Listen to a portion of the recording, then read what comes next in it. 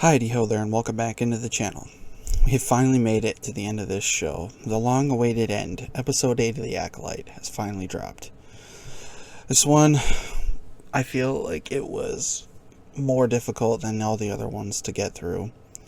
But at a high level overview of what's going on in this episode, it tries to wrap up the events of the season, and it further goes into the entire purpose of what the show is trying to do. Show that the fact that the Jedi are bad and the Sith are just misunderstood and trying to live in peace. So the episode starts off where we pick up back off where episode 6 left off, with Osha wearing Smilo Ren's helmet in the cave. And when we hear her breathing, and then she has a vision of some sort. And it goes into this scene where Smilo Ren tries to come take the helmet off, but he is in some sort of trance. It looks like when the lead witch was invading the mind of Torben back in the day, and you do see his eyes go black like that. So I guess it kind of implies that Osha is inside of his head, or I don't know. They don't really explain it at all, but it was just weird. But then we see, so May has a vision, or Osha has a vision, she says she sees May killing his soul. And then they do a little bit of talking, and then it cuts to Master Soul being in his ship with May hostage, because he figured out that it was they had swapped. And he again tries to talk to her to explain what was going on back 16 years ago, but she is able to unlock the restraint she's in with her droid that she has, her little pip droid, I think is what it's called, and tases him, and then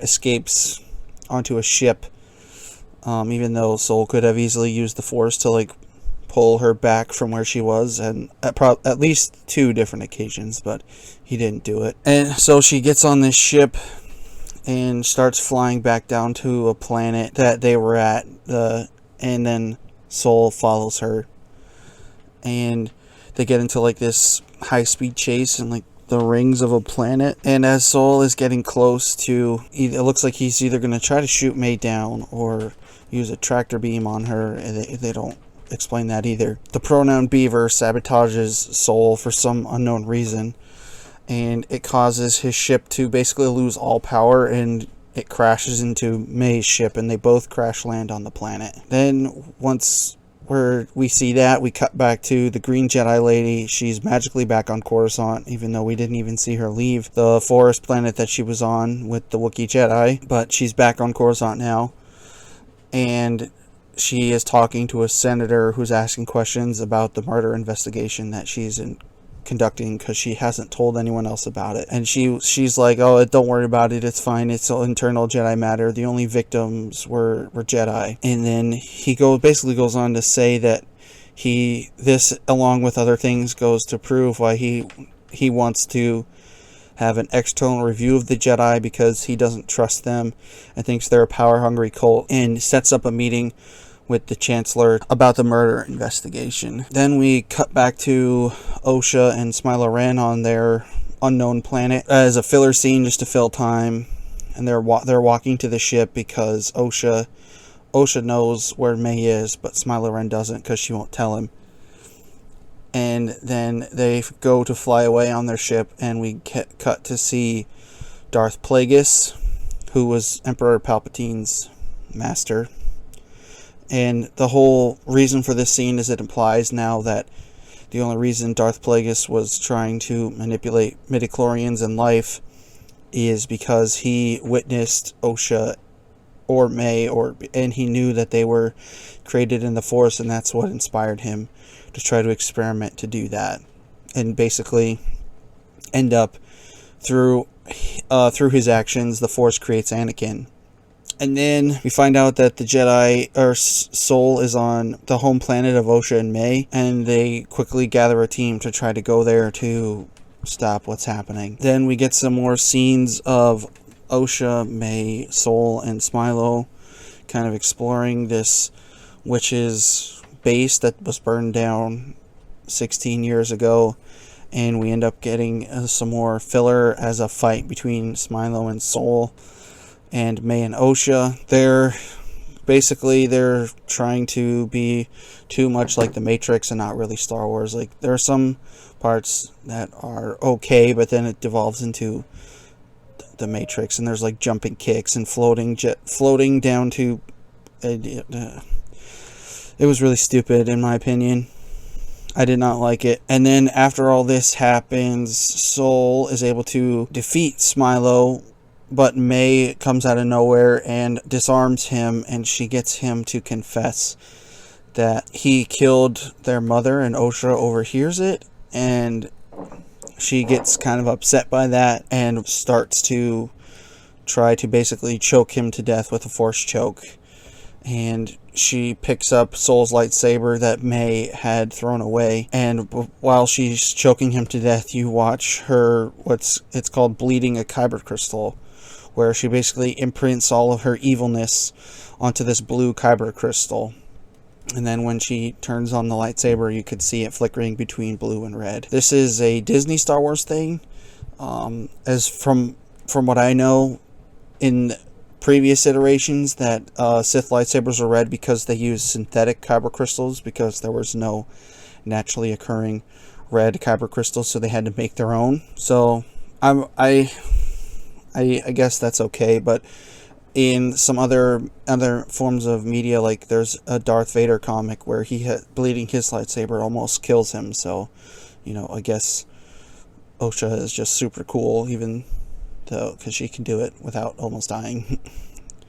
But whatever. Then the Jedi arrive, and May, Osha, and Smilo leave the witch's base, and they meet up at a tree outside where May and Osha had played in the past, and that's where May went after she fell into the pit of despair at the end of the flashback episode 7. And they all kind of get together and start talking, and Smilo says that if he was able to find them, then the Jedi would be able to, and somehow it ends up where Osha is going to swap spots with May and train with Smilo Ren to learn how to use the dark side, and May is just going to leave.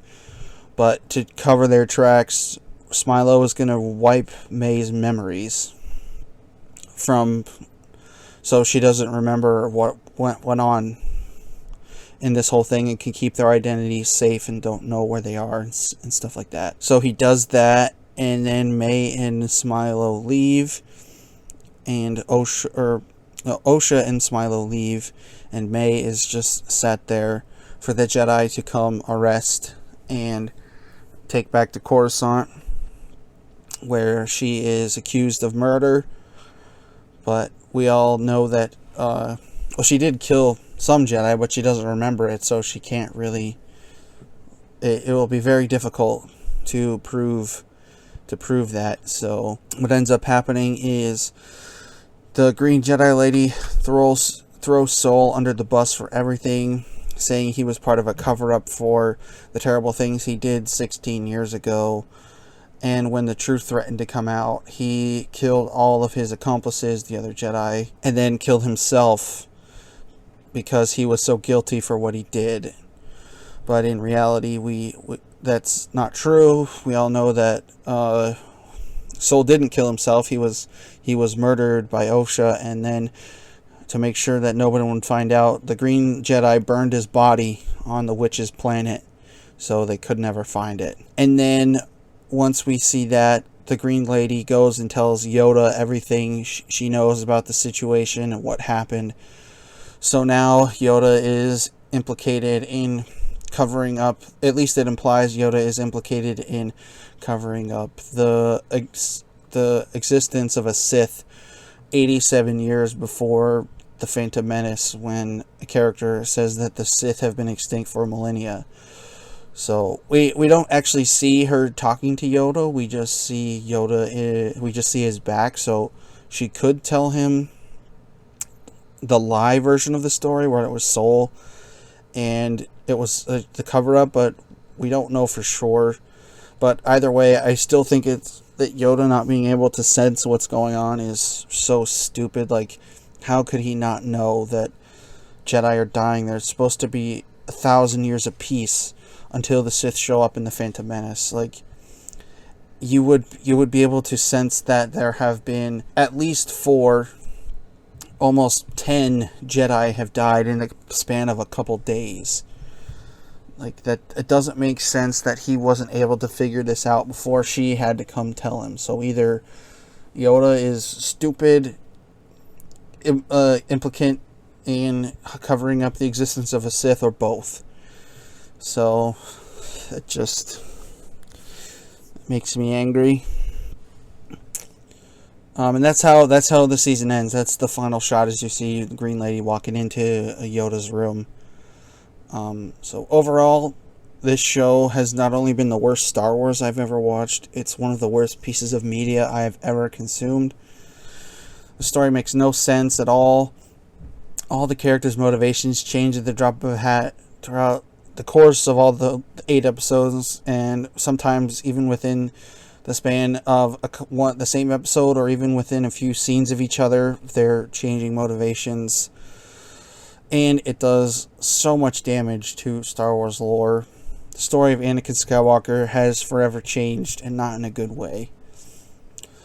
I'll leave you with Disney Star Wars is not Star Wars. It's a vehicle for them to spread whatever message Disney wants to spread.